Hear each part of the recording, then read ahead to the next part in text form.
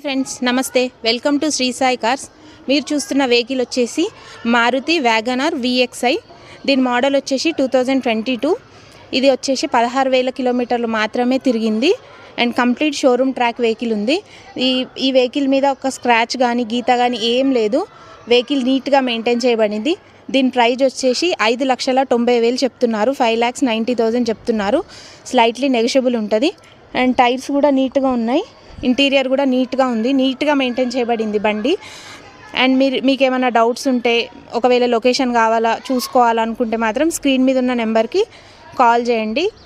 And ఇది వచ్చేసి ఉప్పల్లో located అయి ఉంది.